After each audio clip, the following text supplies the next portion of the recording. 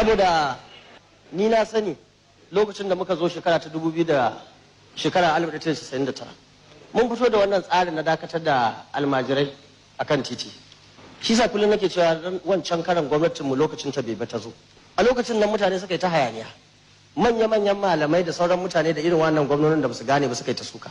Amma yanzu abubuwa sun canja, jama'a sun gane. Wannan gwamnan da na gan shi zan tambaye shi zaka gaya min sunansa. Ya'yansa suna bara? Ya'yan Wambai gashi suna zaune suna bara? Ya'yan Rabi Kwankwa suna bara? Ya'yanka suna bara? Ko kai Gwangwazo ya'yanka suna bara? Bara kwamishinonin ya'yansa suna bara? Bara su malaman da suke wani malami ne ya faɗa ko gwamna ne ya faɗa? A cikin malaman garin nan duk wanda muka sani mana waye ɗansa yake bara?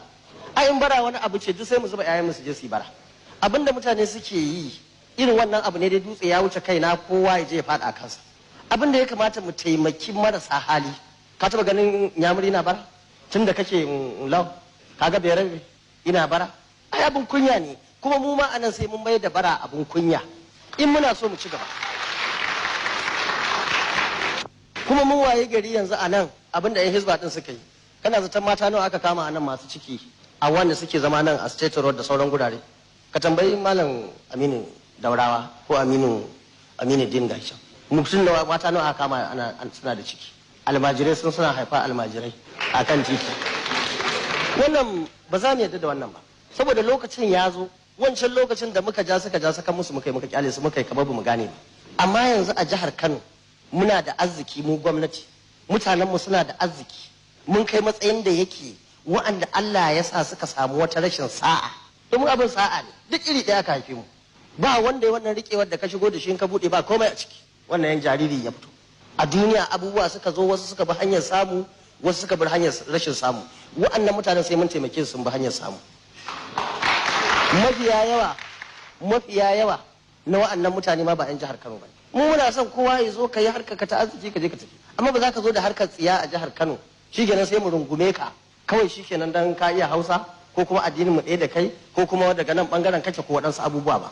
Addinin mu ɗaya, ka zo ka yi ilimi, ka yi addinin mai kyau. Addinin mu ɗaya, ka yi ilimi, ka zama mutumin kirki, ka zama wanda yake zai rike kansa da sauran jama'a. Irin abubuwan da muka gani kullum ana cewa Bahaushe ya yi tsarin iyali, wasu ce ya yi daidai, ya dace da addini, ya dace da al'ada, bai dace da kaza ba, malamai suna ta faɗan nasu. Ni a guna ba laifi bane ka haifi yara 100, amma ka tabbatar zaka kula da su. In zaka kula da su ba ni da matsala da kai. Bahaushe yanzu ya juya kayyade iyali, ya haifi 'ya'ya 30, ya ɗebu ya dube su, ya zaɓi 2 ko 3 a ciki, ya tura ragowar gabas. Wannan shine shi kayyade iyali a gurin mu nan. Na ɗebi wanda nake so, na sallami ragowar nan sun tafi guraren da ba su taɓa zuwa ba. Yaro ɗan shekara 5 shekara 6 gashi nan muna ganin su akan titi, sun tafi sun je gurare ba uwa ba uba, babu wani dan uwa, an ɗora musu haraji, duk rana malami sai ka kawo masa kaza, tun yana kankane yaro sai ya kawo, ko me zai je yi zai kawo, babu ruwan wanda ya tafi shi. Da yawa daga cikin malaman nan ba a gwada su ma an ga menene ilimin su ba, ko menene dattakun su ko karakta da bature yake faɗa, halayen su, ka ɗauki ɗanka ka ba saboda kawai kai ka ba da bitalma. Irin wannan abubuwa dole sai an gyara, domin burin mu shine a gyara abubuwa, mutane su sami. Ba abin da yake bata min rai kamar in fita daga gidan nan in je waɗansu gurare in je in tarar da 'ya'yan Bahaushe, 'ya'yan Kano suna yawo akan titi da ƙoƙo suna neman me za su ci. Ba su san da za su samu ba, ba su san irin wanda za su samu ba, ba su san inda za su samu ba.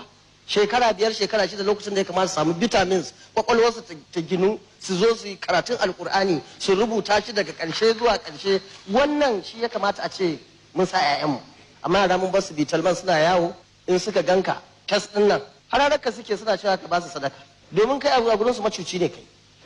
Ba wai kana aiki a gidan rediyo ko a gidan talabijin ba, su a gurin su ba san inda kake aiki, amma sun tabbatar da kake jan motar nan kai macucin su ne, makiyin su ne.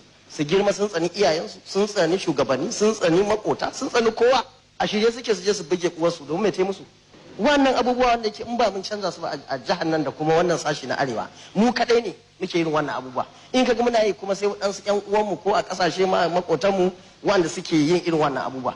Wannan gwamnati muna godiya ga Hizba da sauran wanda suke taimakawa, kuma na tabbata tarihi zai zo ya rubuta sunayensu a gwal, yanda yake za a zo a ce waɗannan mutane su suka yi gwagwarmaya shekara kaza ga watan kaza da lokaci kaza domin kwato mutane daga cikin kwata rayuwar nan ya kamata mutane su samu kwanciyar hankali, su samu aikin yi, su samu ruwa, su samu sauran abubuwa. Wannan abu ne wanda yake gwamnati ta tsaya kansa kwarai da gaske.